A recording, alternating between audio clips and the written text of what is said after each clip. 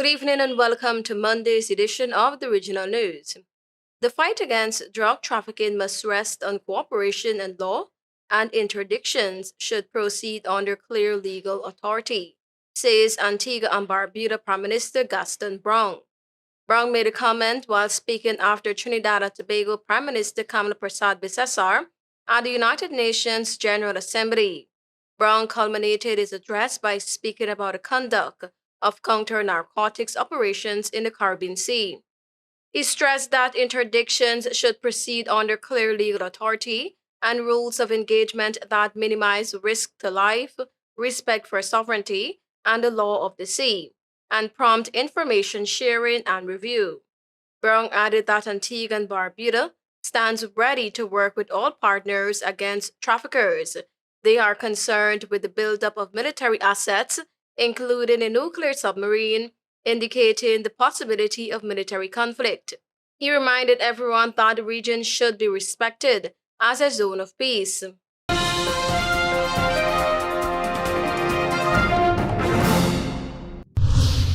Prime Minister Mottley used the United Nations 80th General Assembly platform to warn the United States and Venezuela that the rising tension could put the Southern Caribbean at risk, even as a result of an accident. Mottley said that in the Caribbean Sea, quote-unquote, we're now seeing a shocking violation of a hemispheric understanding that the Caribbean be treated as a zone of peace. Since there has been a buildup of military assets in the last few weeks in the Caribbean by both sides, by the United States of America and by Venezuela. On September 5, the U.S. carried out a strike on a ship in the vicinity of Venezuela, killing 11 people it claimed were quote-unquote narco-terrorists of the violent and deadly Trinidad gang.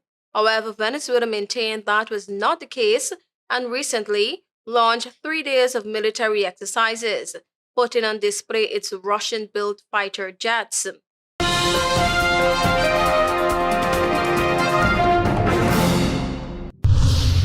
The Jamaican Constabulary Force (JCF) is raising concern about a mid-year surge in suicides, warning that the island could face a worsening crisis if urgent interventions are not stepped up.